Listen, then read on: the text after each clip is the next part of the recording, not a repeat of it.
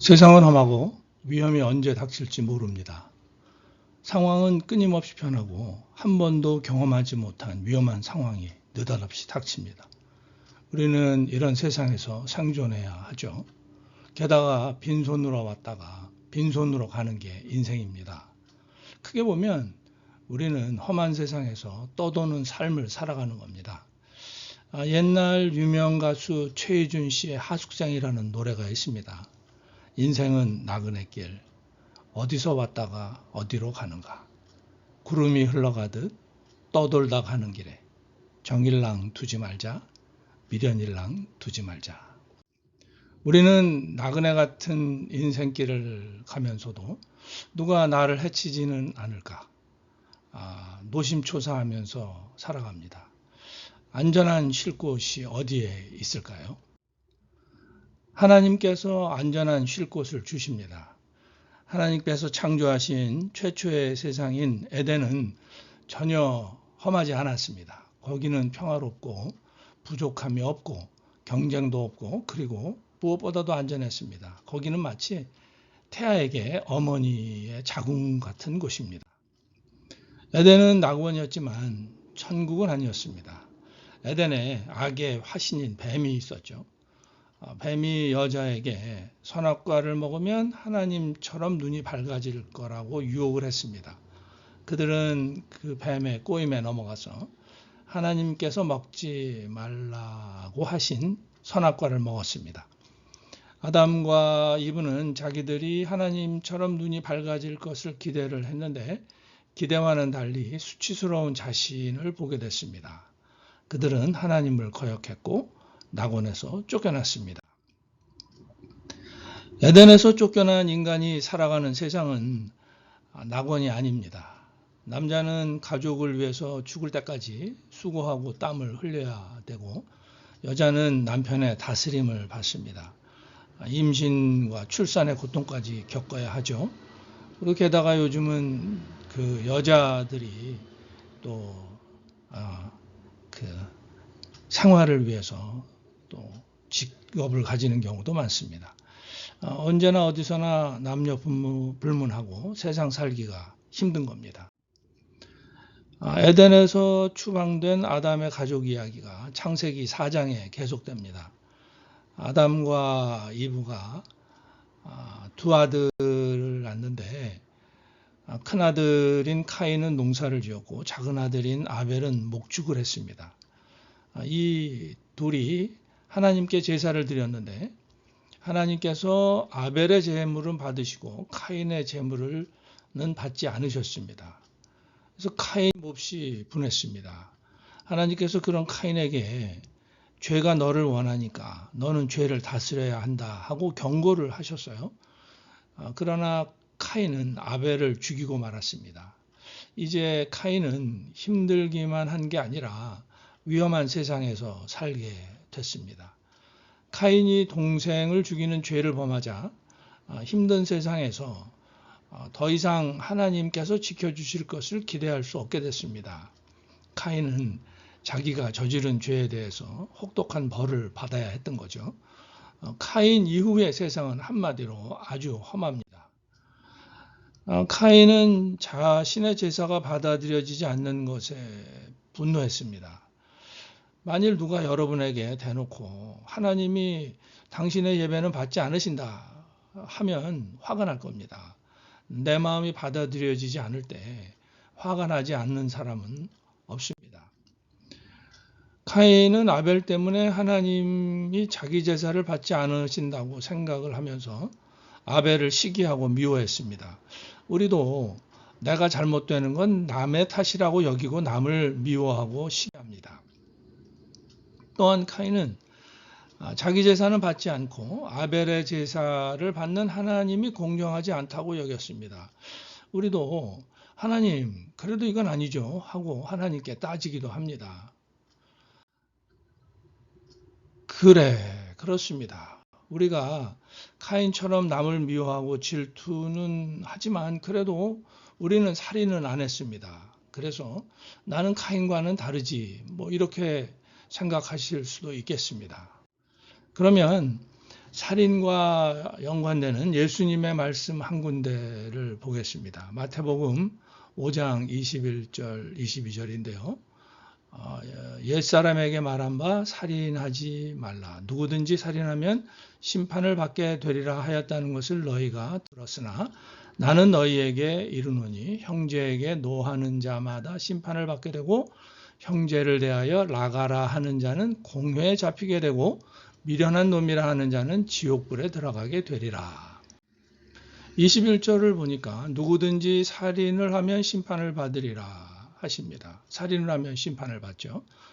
근데 22절에서는 형제에게 노하는 자마다 심판을 받게 되고 하십니다. 형제에게 노하는 사람도 심판을 받는다는 거죠. 여기서 형제는 아는 사람입니다. 가족이라든지 교인이라든지 친구라든지 이웃 다 해당됩니다. 살인한 사람도 심판을 받고 형제에게 노하는 사람도 심판을 받는데 여기서 심판이라는 단어의 의미는 지방법원에서 받는 유죄 판결입니다. 그리고 22절을 보면 형제를 대하여 나가라 하는 자는 공회에 잡히게 되고 하시는데 여기 그 당시의 공회는 여러 가지 일을 하는데 재판에 있어서는 대법원의 역할을 했습니다. 그리고 이 나가는 바보 또는 쓸모없는 자라는 뜻을 가졌습니다. 그러니까 이 바보 같은 놈아 또는 아무짝에 쓸모없는 놈아 하는 것과 같습니다. 아는 사람에게 이런 말을 하면 대법원에서 유죄 판결을 받게 된다는 겁니다. 또 22절에 보면 미련한 놈이라는 자는 지옥불에 들어가게 되리라 하시는데 이 지옥불에 떨어진다는 말씀은 하늘법정에서 유죄 판결을 받는다는 말씀이죠. 여기서 미련한은 그냥 바보가 아니라 정신박약 수준의 천치라는 뜻입니다. 장애인인 거죠. 그 당시에는 장애인이 태어나면 내다버렸고 고대의 장애인은 사탄의 하수인 취급을 받았습니다. 살인하거나 분노하면 지방법원에서 유죄 판결을 받고 쓸모없는 놈아 하면 대법원에서 유죄 판결을 받고 야 이 병신아 하면 하늘법정에서 유죄 판결을 받는다는 말씀인데요. 그런데 왜 예수님은 살인과 분노를 같은 수준의 죄라고 하실까요? 왜 아무짝에 쓸모없는 놈아 하는 게 더 큰 죄라서 대법정에서 다룬다고 하실까요? 그리고 왜 이 병신아 하면 지옥불에 떨어진다고 하실까요? 우리가 만일 사람을 증오하고 무시하고 멸시한다면 그건 자기가 마치 하나님인 것처럼 행세하는 겁니다. 예수님은 우리에게 이렇게 말씀하시는 겁니다. 사람이 자기가 하나님인 것처럼 행세하는 것은 살인죄보다도 더 큰 죄다. 그런데 우리도 아는 사람을 증오하고 저주하고 멸시할 때가 있습니다. 그러니까 나는 카인처럼 살인은 안 했으니까 괜찮을 거야 할 수가 없는 거죠. 살인을 안 한 사람도 카인처럼 죄인인 겁니다. 그래서 누구나 카인처럼 험한 세상에서 전전긍긍하면서 살아가야 합니다. 이런 우리는 진정한 피난처인 하나님께로 돌아가야 하는데 그 길을 예수님께서 열어주십니다. 예수님이 하나님 아버지의 곁을 떠나서 이 세상에 오셨습니다. 우리는 자신의 죄 때문에 낙원에서 쫓겨나서 험한 세상에서 유리합니다. 하지만 예수님은 스스로 유배의 삶을 겪으셨습니다. 우리와 같은 처지가 되시기 위해서 하나님 아버지의 존전에서 어둠 속으로 던져지셨습니다. 우리가 받아야 할 저주를 스스로 대신 받으시고 갈보리 십자가에서 희생을 당하셨습니다. 세상의 강한 자들에 의해서 아벨처럼 죽임을 당하셨습니다. 그분은 죽으셨으나 죽음이 끝이 아니었습니다. 죽음의 권세를 깨뜨리시고 부활하셨죠. 예수께서 죽음으로 우리의 죄의 값을 다 치르시고 부활하심으로 죽음의 권세를 이기셨습니다. 그리고 그분은 그 승리를 완성하시기 위해서 다시 오실 겁니다. 왕이신 주님이 다시 오셔서 이 땅에 새 에덴을 회복시키실 겁니다. 거기에는 아픔이나 상처나 죽음이나 죄나 슬픔이나 전쟁이 없습니다. 우리는 거기서 먹고 마시고 노래하고 웃고 춤추면서 우리가 상상하지 못할 정도로 영광과 기쁨과 안식을 누릴 겁니다. 예수 그리스도는 험한 세상을 나그네로 살아가는 우리의 피난처가 되십니다. 예수 그리스도가 함께 하시면 우리는 언제든지 어디서나 안전합니다. 마가복음 1장 13절을 보면 1장을 보면 예수께서 광야에서 마귀에게 시험을 받으실 때 들짐승들과 함께 계시면서 천사들에게 수종을 받으셨다고 합니다. 여기서 들짐승은 일이나 표범이나 사자나 곰과 같은 사나운 동물이죠. 이 맹수들과 천사는 서로 잘 안 어울립니다. 그런데 어떻게 같이 있었을까요? 예수님께서 그 맹수들을 물리치셨을까요? 아니면 천사들이 예수님을 그 들짐승들로부터 지켰을까요? 그건 아닌 것 같습니다. 산악보 위험한 맹수들이 하나님의 독생자이신 그리스도 앞에서 온순해진 겁니다. 험한 짐승들이 메시아 앞에서 순하게 되는 것은 그 예수님의 때로부터 약 750년쯤 전에 기록된 이사야서 11장 6절로 8절에 예언되어 있습니다. 메시아가 오시면 이리와 어린 양이 함께 있고 표범과 어린 염소가 송아지와 사자가 암소와 곰이 같이 있게 됩니다. 메시아가 계신 곳에서는 험악한 들짐승이 순한 짐승을 해치지 않는 겁니다. 그런데 먼 옛날 에덴에서도 그랬습니다. 순한 동물, 맹수가 같이 있었지만 평화로웠습니다.